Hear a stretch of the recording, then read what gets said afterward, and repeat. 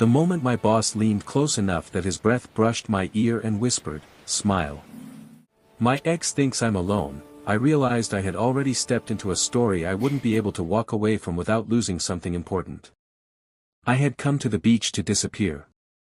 That was the lie I told myself as I kicked off my sandals and let the warm sand swallow my feet. The ocean stretched endlessly, a blue promise that nobody knew my name here, that nobody expected anything from me. I was supposed to be on vacation, my first real one in years, but the truth was I had followed the company retreat because it was easier than saying no. Easier than explaining that going home meant sitting in a quiet apartment with thoughts that echoed too loudly. Easier than admitting that my life felt like a series of obligations I fulfilled perfectly while forgetting to ask myself what I wanted. And then there he was. Daniel Harper. My boss. Calm, controlled, always 3 steps ahead in meetings, always wearing that polite half-smile that kept everyone at a professional distance. Seeing him barefoot on a beach chair felt wrong, like catching a teacher outside of school. He looked different, looser, more human, his rolled-up sleeves revealing forearms usually hidden behind tailored suits. I noticed him notice me, his eyes flickering with recognition and something like relief. I should have moved. I should have pretended I didn't see him. But the chair beside mine dipped under his weight before I could decide, and suddenly he was there, closer than was appropriate, closer than was safe. "Smile," he whispered, his voice low and urgent, lips barely moving. "My ex thinks I'm alone." I froze, my mind racing faster than the tide rushing toward shore. Across the sand, a woman stood with sunglasses perched on her head, her posture stiff with curiosity and suspicion. I didn't know her, but I felt the gravity of her gaze immediately, the way she searched his face for confirmation of whatever story he had told her about his life now. "Why me?" I murmured through clenched teeth, my smile feeling stiff and fake. "Because you're here," he said softly. And because I panicked. Something about that honesty, so unlike the composed man I worked for, made my chest tighten. I laughed lightly, letting it sound natural, tilting my head toward him as if we were old lovers sharing a private joke. His hand rested on the arm of the chair, close enough that our fingers nearly touched. Nearly, but not quite. That space between us buzzed with awareness. The woman watched for another long moment, then turned away, satisfied or perhaps wounded. Daniel exhaled slowly, his shoulders dropping as if he had been holding his breath for months. "I owe you an apology," he said, finally turning to face me fully. "And probably a drink." I shrugged, trying to play it off, but my heart was still racing. "You owe me an explanation." He nodded. "Fair." We talked as the sun slid lower, the conversation drifting from light and harmless to unexpectedly deep. He told me about the end of his marriage, not the dramatic details, but the quiet erosion, the way 2 people can become strangers while still sharing a bed. I surprised myself by telling him about my own failures, about how I stayed in jobs and relationships longer than I should because leaving felt like admitting defeat. By the time the sky turned orange and pink, something had shifted. The fake smiles had softened into real ones. The act had ended, but neither of us stood up to leave. When he walked me back to the hotel, the air between us felt charged with things unsaid. At my door, he hesitated, then stepped back, professionalism snapping back into place like armor. "This stays here," he said gently. "I don't want to complicate your life." I nodded, relieved and disappointed all at once. "Good night, Daniel." I closed the door and leaned my forehead against it, my heart pounding. I told myself it was over, just a strange moment that would fade with the tide. But deep down, I knew better. Stories like that don't end quietly. I didn't expect the next morning to begin with him knocking on my door, his expression serious, eyes searching mine as if the answer to a question he hadn't asked yet might be written there. He looked at me like someone standing at the edge of a decision that could change everything, and I realized this wasn't about pretending anymore, it was about whether we were brave enough to tell the truth. The sound of the ocean was softer that morning, like it was listening, and as Daniel spoke my name, I understood that the hardest part of this story was just beginning. He didn't come in. He didn't touch me. He just stood there and said, I shouldn't be here. But I couldn't stop thinking about last night. I crossed my arms, grounding myself. Neither could I. We walked instead, along the shoreline where the sand was still cool, the world quiet and unobserving. He admitted he had built his life around control, around being the man everyone relied on, even when it meant ignoring his own loneliness. I told him how invisible I felt sometimes, even in rooms where everyone knew my name. The challenge wasn't our attraction. That was easy, undeniable.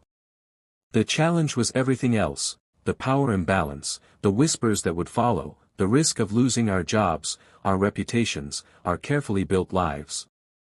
We argued gently, then fiercely, about responsibility and timing and fear. More than once, I almost walked away. But something stopped me each time. Maybe it was the way he listened when I spoke, really listened. Maybe it was the way he never once tried to convince me, only told me how he felt and let me decide. Or maybe it was the realization that for once, I didn't want to run from something just because it was complicated. When we finally stopped walking, the sun was high, the beach alive with people. Daniel looked at me and said, if this costs you anything, I won't forgive myself. I took a deep breath, feeling the weight of the moment. And if we never try, I said quietly, I'll regret it forever. We agreed on boundaries. Transparency. Patience. No secrets. It wasn't a fairy tale resolution, it was a choice made with eyes wide open. When the retreat ended, we returned to work as if nothing had changed, but everything had. The glances lingered. The conversations deepened. Slowly, carefully, we built something honest. Months later, standing on that same beach, this time side by side with no one to deceive, I thought about how a whispered request to smile had turned into a lesson about courage. About choosing truth over comfort. About allowing yourself to be seen, even when it's terrifying. The ocean rolled in and out, steady and relentless, and I understood that life doesn't wait for perfect conditions. Sometimes it asks you to take a risk in the middle of your fear, to trust that even if the tide pulls hard, you're strong enough to stand. And as Daniel reached for my hand, not as my boss, not as a man pretending to be less alone, but as someone choosing me openly, I smiled, not for anyone watching, but because for the first time in a long while, the story I was living felt like it was finally mine. The second chapter of my life with Daniel did not begin with a confession or a kiss. It began with silence, the kind that sits between two people who know too much to pretend and too little to be certain. Back at the office, the air felt heavier, as if the walls themselves were aware of what had shifted. Meetings went on as usual, deadlines were discussed, coffee was poured, and emails flew back and forth, but underneath it all ran a quiet current of awareness that never fully disappeared. Every time he said my name in a meeting, it felt different. Every time our eyes met across the conference table, there was a pause, a fraction of a second where the world seemed to hold its breath. We were careful. Almost painfully so. He kept his distance in public spaces, never standing too close, never letting his tone soften too much when others were around. I appreciated that more than he probably knew. It told me he respected what was at stake, that this wasn't a thrill or an escape for him, but a responsibility he was taking seriously. Still, restraint has a way of magnifying emotion. The things left unsaid grew louder with every passing day. Late evenings became our refuge.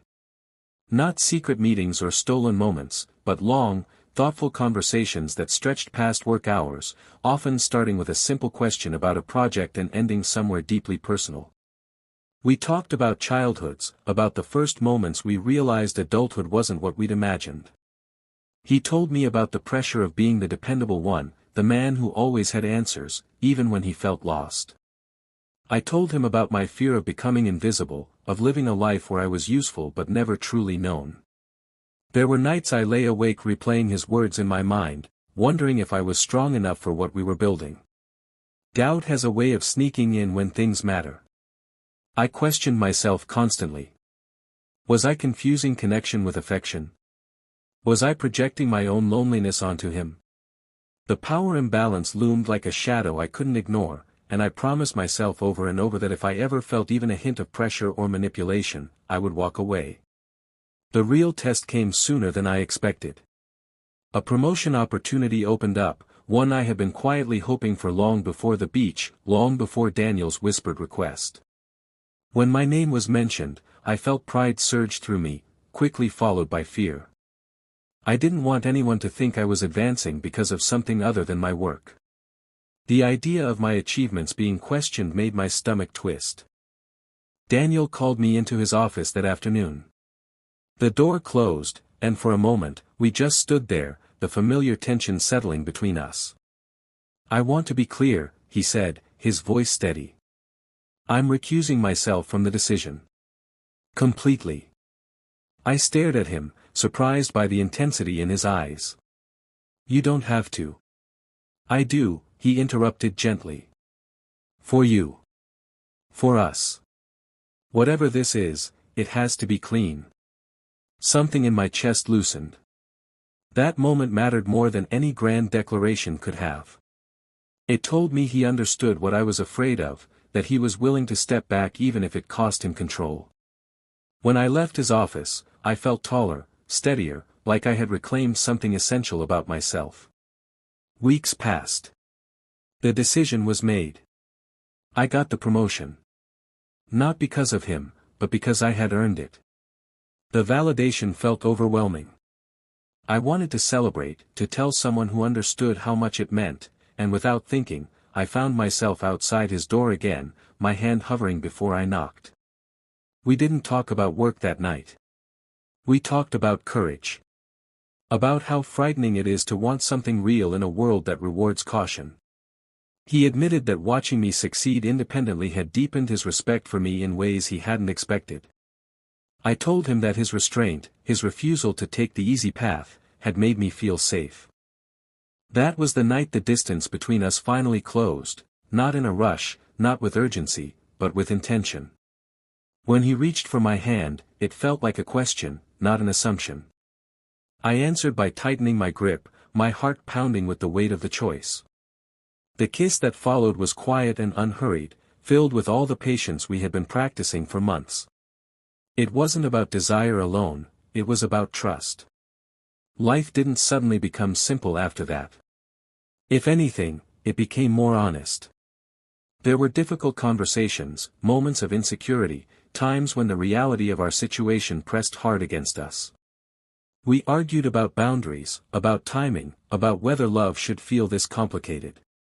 Sometimes we stepped back, giving each other space to breathe, to remember who we were outside of us.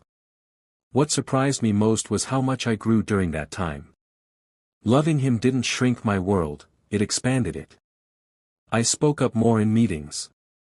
I took risks I had once avoided. I stopped apologizing for taking up space.